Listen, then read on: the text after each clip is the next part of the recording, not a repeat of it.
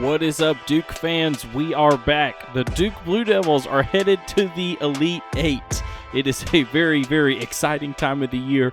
Duke was able to defeat the Houston Cougars, the number one seeded Houston Cougars, last night in a game that was played in Dallas, Texas. Very, very hostile fans for the Duke Blue Devils, mainly all Texas people there. Duke still able to pull it out in a tough, gritty game of basketball. It was a Houston-style game. Duke was still able to come out on top. Going to try to make this episode mildly fast because I know I'm getting this episode out later in the day, Saturday, March 30th, and Duke has a game tomorrow, Easter Sunday, against the NC State Wolfpack, a very familiar foe to get into the Final Four. We play tomorrow at about 5 o'clock, so I wanted to try to get this episode out quick, so it might be a little shorter than the rest, but just some quick reactions to this game and then a quick preview of the next game. But man, what can you say about the Blue Devils in this contest? And I think it all starts with how this game began, which was awful for Duke. Houston was on fire as we started the game on a 6-0 run. Shire instantly called the timeout, which I think is one of the subtle plays of this game, decisions of this game, was to call a timeout that fast to get the guys' minds right. Houston was able to score out of that timeout to make it 8-0. And then Duke responded and was still able to take a lead into the second half.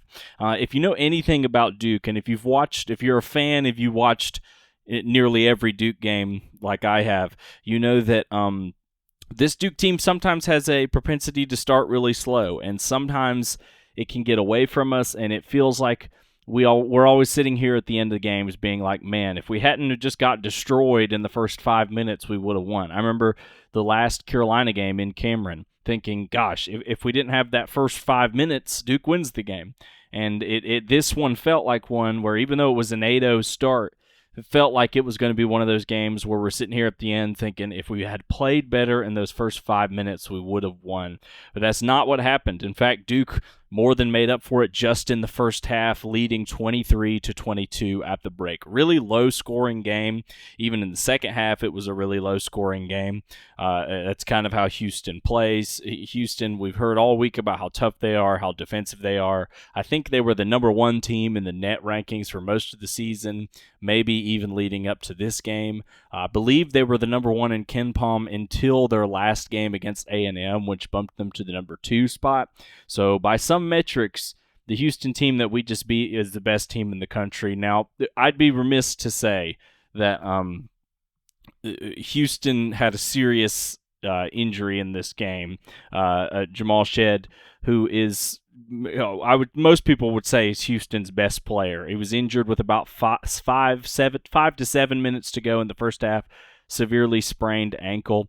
A lot's being made of that. How do we judge this game based off the fact that Houston lost one of their more important guys? And we can't ignore that's a massive loss for the Houston team.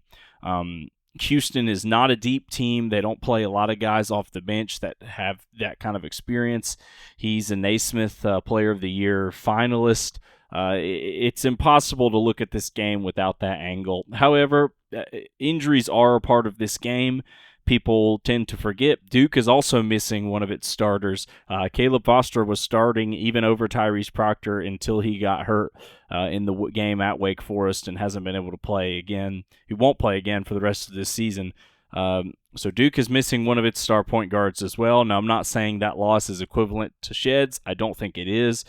He's more important to Houston than Foster was to Duke. However important Foster was to Duke, this guy was Houston's best player, Houston's leader, and for him not to play for the vast majority of the game did have an effect on the game, obviously, but that's not in Duke's control. It was still an insanely tough game. Houston is still an amazing team without him, and nothing should be taken away from Duke by that injury. And I just want to shout out real quick how good the Duke players were to him after the game. There was a clip that's been going around of all of them coming up to him and kind of consoling him on the bench, just giving them their goodbyes. And there was another clip even in the tunnel after the game of the same players going up to him and just getting some brief conversation with them there. Just shout out to the Duke players for being considerate of that, even after an emotional win where you're going to the Elite Eight, to have the character to go over and console an opponent is a big deal, and I love to see stuff like that. So good job, Blue Devils, on that. So, but now let's get to some of the breakdown of the game. So, what we talked about with Houston, a big thing for them was going to be how physical we were able to play on defense, how well we shot the three, and I said rebounding was going to be a big thing for us to show how physical we were being. Turnovers and steals, a similar thing there. So if we look at the box score of this game, a lot of the stuff we talked about that needed to happen did happen. We assisted the ball 14 times on 20 makes. That is a really good ratio. Only 6 baskets in this game for Duke. We're coming off isolation plays. Houston also, we had the exact same field goal, actually. Duke was 20 for 49. Houston was also 20 for 49. I believe a couple, if you look at it that way, a couple missed free throws and things like that. It might have been the key for them, and a couple of ours were threes. Almost all of theirs were twos. They actually only ended up hitting 2 for threes in this game. Duke hit 6, but having 14 assists on 20 made buckets was a huge key for Duke leading into this game, and the way that they were sharing the rock and playing within themselves, not trying to do much on their own, was awesome to see. And we knew that Houston is a defense that allows you to pass the ball on them, and we did that very effectively, and that was great for us. And another thing, rebounding. We actually out-rebounded this Houston team 34 to 30. Specifically, let's see, I don't think it gives me that on the box score, but we were able to grab offensive rebounds. It does say we had 13 offensive rebounds to 21 defensive. They had 11 to 19. Getting 13 offensive boards on this team is great, and keeping them from kicking our butt on the offensive glass was really good, with Duke able to grab 21 defensive rebounds. Houston is an excellent offensive rebounding team, and to keep them mildly at bay with that really, really helped us out. Other than that, we shot the ball okay from 3. We shot 6 for 17, which equals to 35% on the game. I thought we were going to have to shoot better than that to win. However, I don't know if you guys have been following this on Twitter. There's been kind of a drama around some of the locations having balls with too much air in them, which is causing everybody to shoot worse from outside. And that seems to be a pretty convincing theory, because a lot of these teams that are pretty good shooting teams have not shot the ball particularly well in these particular arenas. NC State might be the team that shot it the best. They shot it well. They shot it well against Marquette. I think they converted about 39% of their threes, so that's maybe a little scary going into the next game. But Houston was only able to hit 25% of theirs, but they only went 2 for 8. They didn't actually shoot a lot of threes in this game. But we were able to beat them on the perimeter, which is something that was important. I did think we were going to have to shoot slightly better to win, but it was enough. It was barely enough. We won by 3, but it was enough.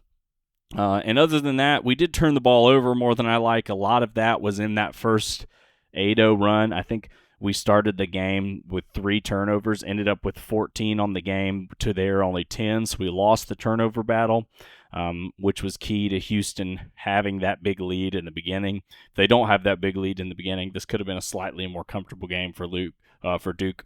And steals, we both evened out at 4-4. But overall, if you watch the game, you have to be happy with Duke's commitment to defense and commitment to pressure on the Houston guards, especially down the stretch there, man. And I just want to highlight 3 of those steals were made by Tyrese Proctor. Proctor had an awesome game today. His box score might not just jump off the screen, but Tyrese Proctor had an incredible game.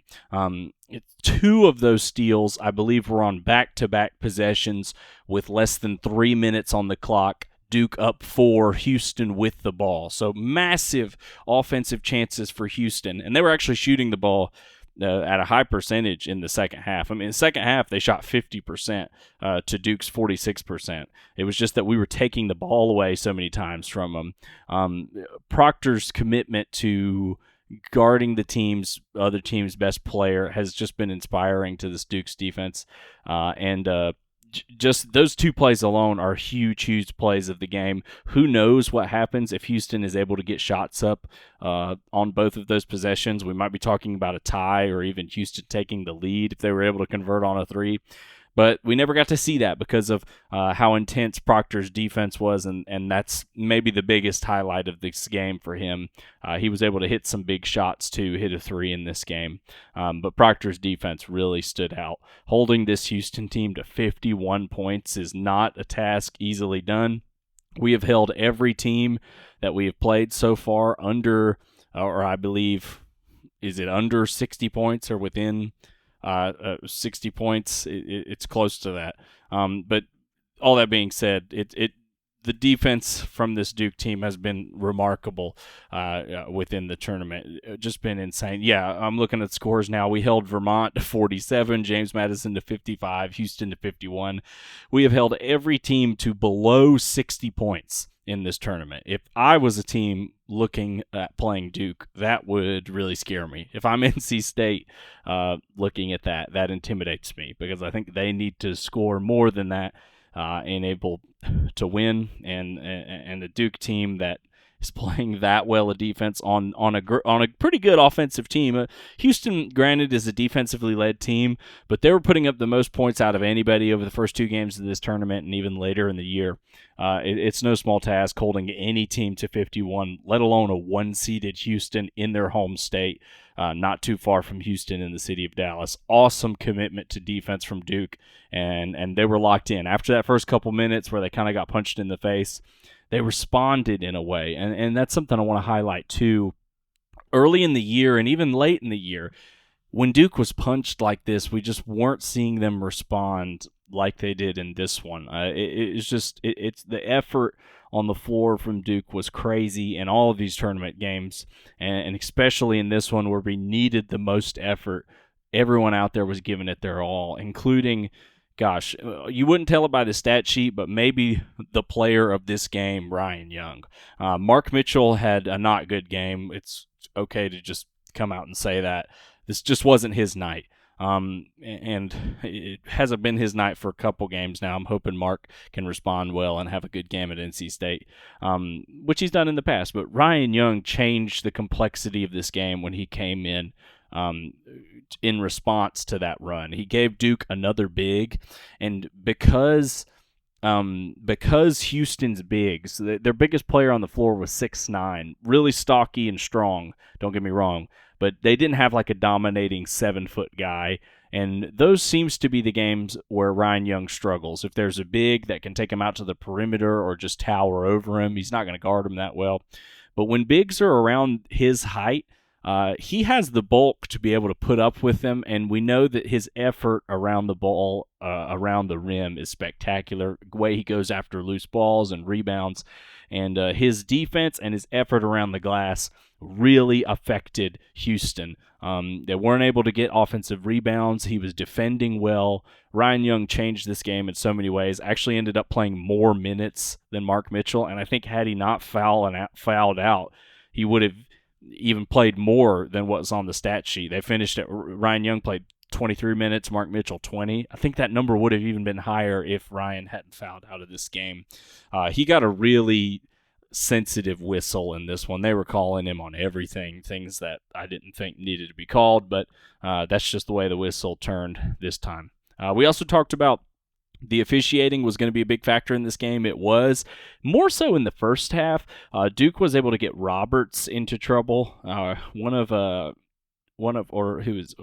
Houston's best guy. Who was it? It was one of their big guys. I might be saying that. Yeah. Juwan Roberts, number 13. One of Houston's best players on the night. He finished with 13 points and 8 rebounds. Great for him. Had a good game. Only being outscored by L.J. Cryer. Houston's point guard after Shed went out. But we were able to get 2 quick fouls on Roberts in the first half, making him sit almost the rest of the half. He finished with 29 minutes in this game. I'm sure they wanted to see him play 30 minutes plus. Foul trouble was able to keep him off the floor for just long enough for Duke to catch an advantage when he wasn't out there, and we knew that was going to play a role in how this game turned out, was how the refs were calling Houston's physicality. First half, they definitely were calling a little bit more. I thought they had some bad calls on the Duke side in the second half. But because most of our guys were able to stay out of foul trouble, playing a team like Houston, you're going to rack up some fouls. They're physical. You're going to get physical. But at the end of the day, I mean, Flip finishes with 3 fouls. Mark Mitchell with 3, McCain got 2, and then Ryan Young was kind of the only guy that you were really worried about fouling out, and he did it with not a lot of time left in the game, so it didn't turn into something that really hurt us. But yeah, I'd say the way that we game planned was perfect. We knew that if we got them in foul trouble and we used their physicality against them, it could lead to a disadvantage for them in large portions of the game, and it did because of that. So great strategic planning by the coaching staff there. Other than that, I mean, this is just a tough, gritty game. When it comes to personal performances, you have to highlight a couple guys. I think the players of this game were the old guys, quote unquote, the sophomores. In particular, Kyle Filipowski, Jeremy Roach, and Tyrese Proctor. Roach and Flip were the one who filled up the score sheet the most. Flip ended up with 16 points on 6 for 14 shooting, went 3 for 5 from the 3-point line. We talked about that in our other episodes, how he hasn't been hasn't been shooting the 3 as much in the tournament, which I like. But in this game, he took 5, was able to convert 3 of them. A couple of them very, very clutch threes. He actually opened the game for Duke by hitting a 3 over on the left wing. That started our night off. If he's making them, it's hard for me to say he shouldn't take them. He also got 9 boards, 2 assists. Great game for Flip. He has been highly more efficient of a defender in the tournament. He's physical. He's way more physical than he was last year. Great stuff from Flip this game. Responded to a lot of people that saying he wasn't scoring enough, wasn't doing enough in the tournament. He was Duke's star tonight, and he performed. Other star of the night was Jeremy Roach, and man, in the first half it looked dicey for him. He had no points in the first half and finished with 14 in the game. First half did not look like March Jeremy was going to make an appearance in this game. Second half, he was all over the place, and he just made so many typical just Jeremy Roach buckets. I mean, just typical, use a high ball screen, get into the lane, pump fake, make a big fly up, shoot a high arching mid-range that hits nothing but the bottom of the net. I think he did that probably 5 times, one of them being the most clutch shot of the game with about 1:30 to go. Duke was up, I believe it was either 2 or 4, and he was able to make a kind of a dagger shot that really put the game more out of Houston's hands. They made it close on the other end. Duke couldn't quite get the kill shot on the offensive end to put it at 2 and 3 possession games, and then Houston made an and 1 to cut it to a 3-point deficit with only a couple 9 seconds on the clock. Duke inbounded the ball, couldn't score, so Houston had the ball down 3, but they stayed committed to defense, forced a bad shot, went out of bounds, still Houston ball. Houston at that point, with that little time on the clock, I think there was a little under 3 seconds left, felt like they needed to hit a 3. They got it to, I believe, Sharp on Houston sides. Tyrese was defending him. He played smart defense, didn't foul, resulted in a step-back 3. That wasn't a horrible look, but that's a shot for a Houston team. You'll probably take that, and it hit off the glass. Flip was able to just chuck it, and Duke walks out of there with the win. But Jeremy Roach made some of the most clutch shots of the game. Flip made some really clutch shots too. Don't get me wrong. There was 1 3 he took where he just jab stepped. I believe it was Roberts. 13. He just jab stepped him 5 times at the elbow 3, and you just knew he was going to shoot it, and it felt like one he was going to miss. But he drilled it. That was the time Duke was up 2 too. So that's one where if he misses it, Houston really feels like they have momentum to tie this thing. Houston did tie the game with about 15 minutes to go in the second half. Duke actually led the rest of the way. Houston, that lead was down to 1 at some points early, but even as the game got later, the Duke lead didn't shrink to anything less than 2. Actually led throughout the duration of this second half after that. And then, like we've said, Tyrese Proctor, mainly on the defensive side, just hounded players, stole the ball in the most critical moments. This Duke team has shown the ability to have timely defensive stops as well, which there's an old Shaquille O'Neal quote I like that says, you don't have to have a great defense to win a championship. You just have to be able to get timely defensive stops. And every time Houston had a chance to tie or even take the lead, Duke's defense came up really big and played smart, active, non-fouling defense. And that's something we're going to need to see if we want to really make a run at this championship moving forward. Other than that, the other guys had some good games. McCain had maybe a more pedestrian game for his standards. Went 1 for 4 on 3. I think he could have at least one of those threes was wide open. He'd like to make that. We're talking about a 10-point game from them. But he still was able to rack up 6 rebounds and 4 assists. Did turn the ball over 4 times, which is more than he does it. But listen, after the game he had against JMU, he just had to have a rest day, and he'll come up and light it up against NC State. And Mark Mitchell, if there's a guy you're talking about who had a bad game, it's him. Only went 1 for 4 on from the floor. Finished with 3 rebounds, no assist. Just wasn't as effective defensively. Ryan Young just gave us something he didn't. And then offensively, he just made a lot of mistakes. Couldn't hold on to the ball. There was one dunk he almost had where he tried to dunk it with one hand instead of 2, and it bounced out and he couldn't make it. Another one where he was fed the perfect ball and just shuffled his feet too many times and was called for a travel. That could have been a dagger dunk at the end of this game.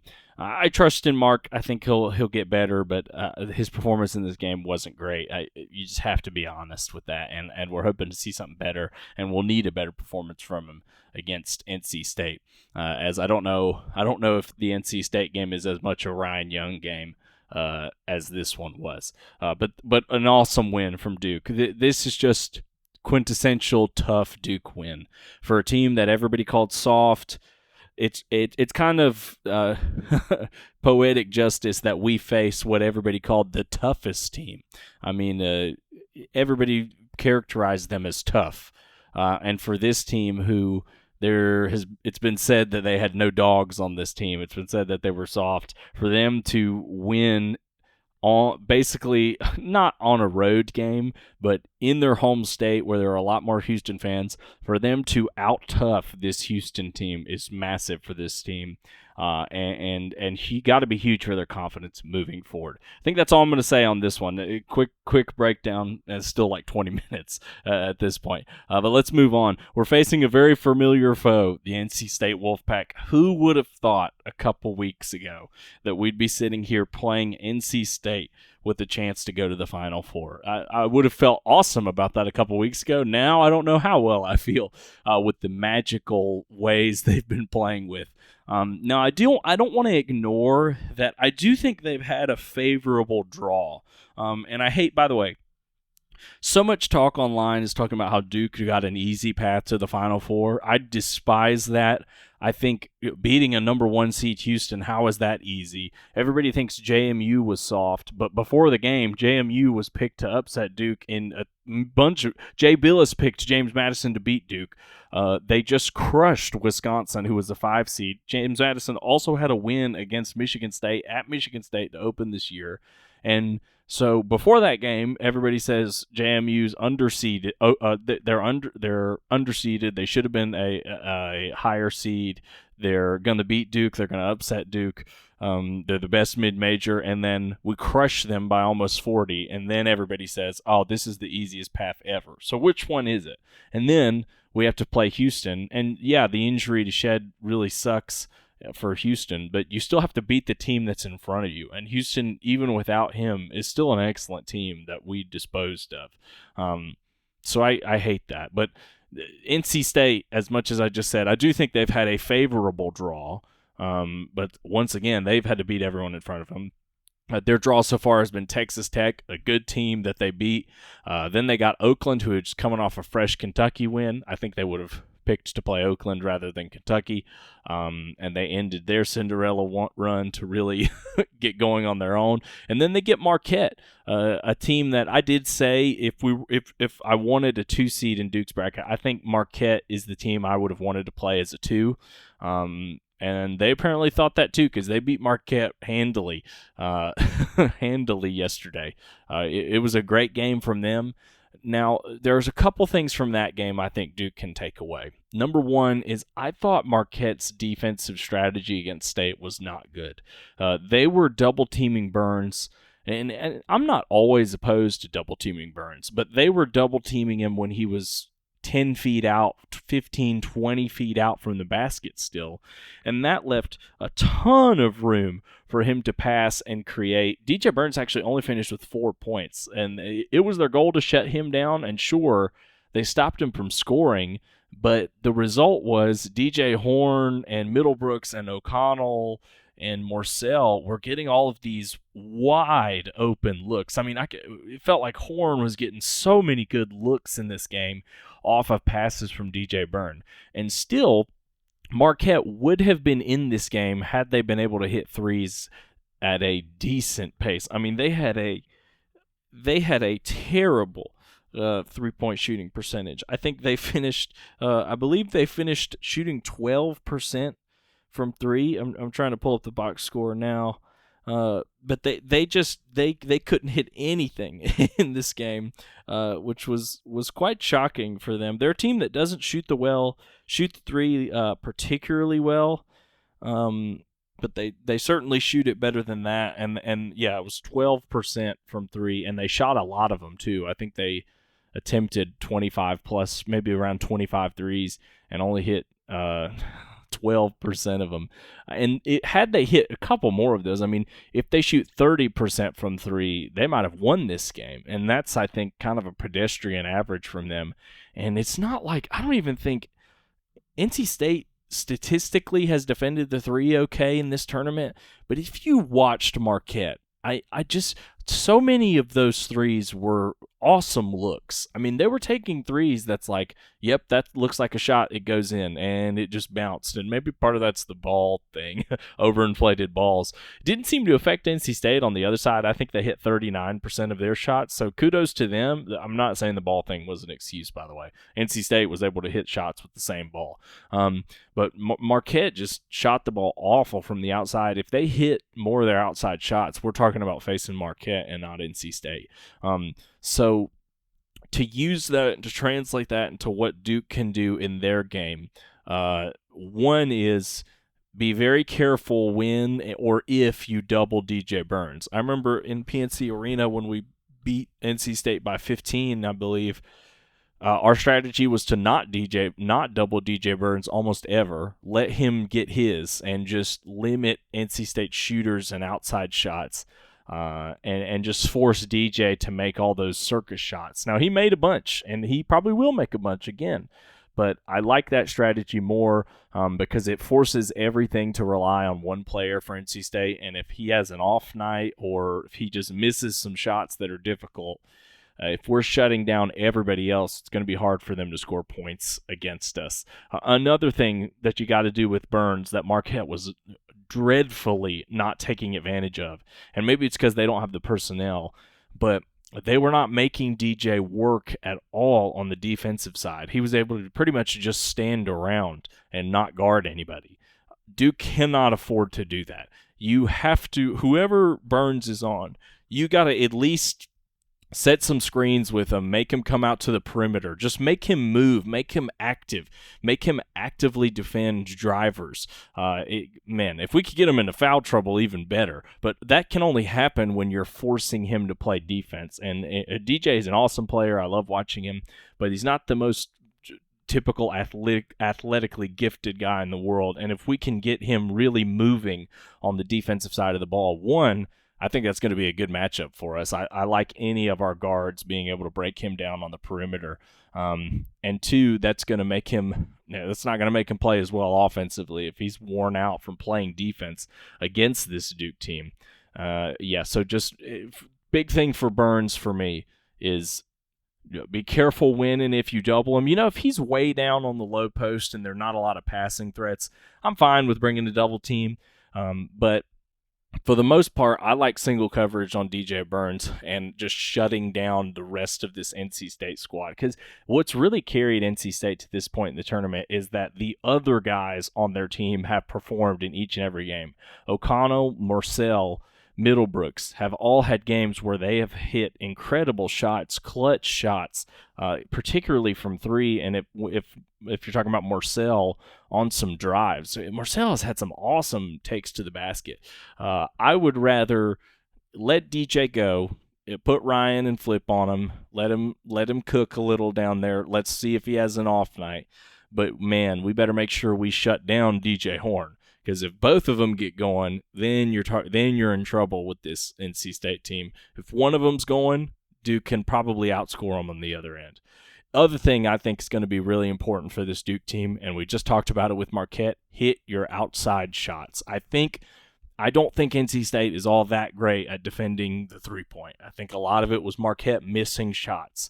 Duke cannot afford to miss those shots. We cannot have a game tomorrow where we're talking about shooting 20% or less, God forbid, from three.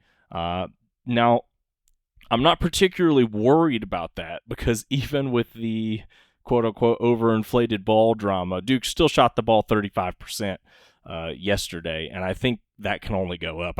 I think we actually missed some shots we normally make. And we saw Jared McCain in the second game at a location go crazy from three. If he starts having a hot night, it's going to be over fast. But Duke has to make outside shots, especially the open ones, which I think there will be a multitude of. Don't be afraid to shoot it. Play inside out with Flip as you have. Make the open outside shots. Keep passing the ball like you have. If you look at the deep stats of this team, the difference in them winning and losing is often between what's their assist to baskets made ratio and did they out-rebound their opponent. If Duke out-rebounds their opponent, typically that means we win. And if we assist on more than 50% of our buckets, I think we've only lost one game when we've done that. Another interesting stat is we've only lost one game this season where we've been up at half, and that was at Wake Forest. So a huge Duke is really a second half team. We typically play much better in the second half than we do in the first. So if you're watching this game at home, kind of a simple breakdown of how's this game going for Duke, I would look at what are we shooting from three? How do the looks look? Are we getting open looks, and are we making the open threes? So you can kind of ignore the contested ones, but are we making those open three opportunities? What's our 3-point percentage at half? Another thing, how's DJ Burns looking? And it's not just if he has a lot of points, because he can have a lot of points and our game plan is actually working. What do the other guys have? What's their box score? And are we doubling him or not? And if you're watching too, if Duke's up at half, stats will tell you we're probably going to win. Now, nothing's guaranteed, and the tournament is the tournament. You're going to play increasingly good teams. But in theory, the team that we played in Houston should be easier than the team we're about to play in NC State. Now, you can't take a second off of them. I think Duke is going to have a lot of motivation in this game. NC State is the last team that beat them in the quarterfinal of the ACC tournament to kind of send them into this spiral of player meeting. We got to get it together, and now they're on an Elite Eight with a good look at a Final Four. These Duke guys should be looking at this saying, we can get them back. They're the team that sent us home from the ACC. Let's send them home now. We started their Cinderella run. Let's end it. That's the message to this Duke team. We're the team that gave NC State life, I think, in the biggest way when they stepped up and beat us. Now it's time to end it. Now it's time to get them back. And with that, I think I'll wrap this episode up. I feel good about our chances, but we have to show up. NC State is playing with the most confidence of any team, I think, maybe other than UConn in this tournament. They believe they can beat anybody. They have a huge chip on their shoulder. Duke has to match that. Duke has to match the chip on their shoulder with everybody saying they're soft, everybody saying they can't make it, and facing a team that just beat us not too long ago. So with all that being said, I'll be coming at you with another episode hopefully tomorrow or the next day breaking down a Duke win. I hope so. That what a phenomenal thing that would be. But even just how great this run has been, getting to an Elite Eight with John Shire in his second year of coaching. People forget that, by the way. Still the guy's only second year. But these guys have stepped up. They've created their own momentum in the tournament, which is why I hate I hate it when all the analysts and stuff pick the teams that win the conference tournaments and stuff like that. Statistically, you have to be able to create your own momentum. You can't really ride the momentum of the regular season into March Madness. But yeah, anyway, let's get them back. Let's get the Wolfpack back. It's been great seeing their run. I root for every ACC team other than Carolina, who lost, by the way, in case you didn't get it. They're not in it. Sorry to all my North Carolina people out there, if you're listening. If you've listened this far to a Duke podcast and you're a UNC guy, shout out to you. You're one of the good fans. But I root for all the ACC teams other than them. But now it's time to put that on the shelf. Send the pack home packing. And with that, we'll sign off. Thank you each and everybody. Thank you each and every one of you for listening. Appreciate you. Go Blue Devils.